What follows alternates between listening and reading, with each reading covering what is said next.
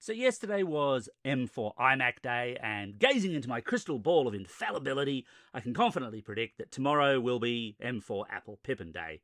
Bound to happen, been ages since Apple said anything about the Pippin. But before we get there, Apple overnight announced new Mac Mini models.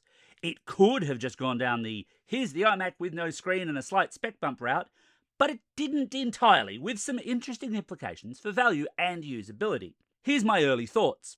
The Mac Mini M4 is small because, of course, it is. You don't call a product mini without it being small, but it's specifically smaller than the old model, mostly.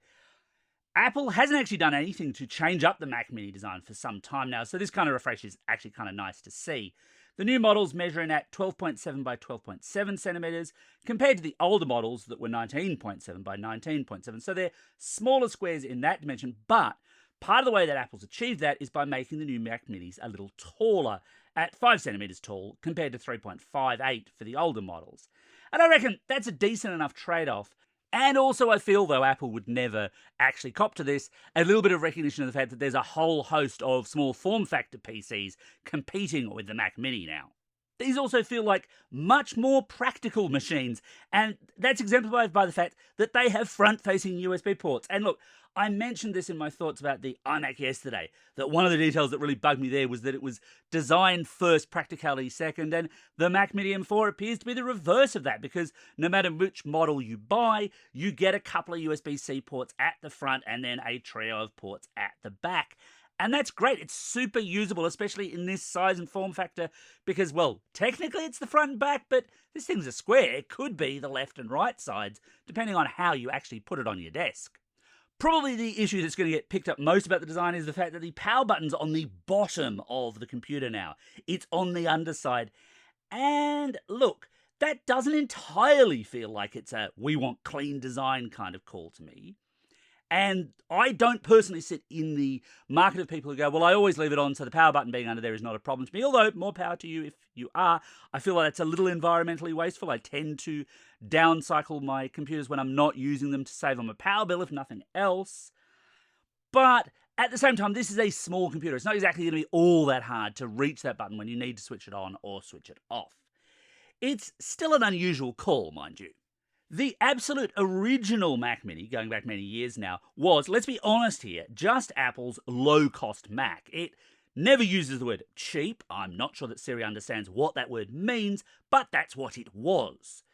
The entry-level M4 Mac Mini is still just that, with a 10-core CPU, GPU Apple M4 processor, 16 gig of RAM, yay, as standard, priced from $999 Australian. However, there is another, because Apple's had this split brand thing going for Mac Mini for a while now, with an option for a 12-core CPU, 16-core GPU M4 Pro model with Thunderbolt 5 ports. Look for that in tomorrow's Apple MacBook announcement too, starting at $2,199 Australian. If you want a full-fat, all the trimmings Mac Mini M4 Pro with a 14-core CPU, 20-core GPU, 64 gig of RAM, 8TB SSD, and 10 gig Ethernet ports, well, that can be yours for just $7,149, but that's going to be a slightly different machine to the $999 entry-level model.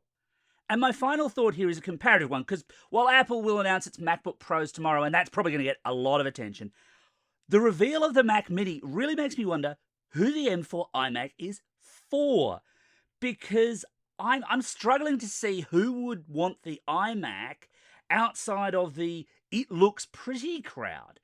Let's look at the specs. I mean, $999 on a Mac Mini M4 buys you an M4 processor, 16 gig of RAM, and 256 gig of storage.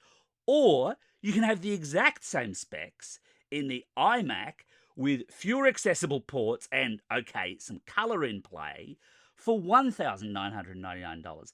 And look, honestly, if you can't buy a nice-looking 24-inch monitor for under $1,000, you're really not trying hard enough. I struggle to see, but if you've got an opinion on this, if you think, oh, no, the iMac is superior, please let me know in the comments below, because I'm just not seeing it myself. The new M4 Mac Mini models predictably go on pre-order from today, with availability from the 8th of November, same as the new iMacs, and predictably that'll be the same as the new MacBook Pros, although maybe not if they have an M4 Max model to sell, and Apple's going to announce those tomorrow, and I'll probably do another quick video then. Thanks for watching.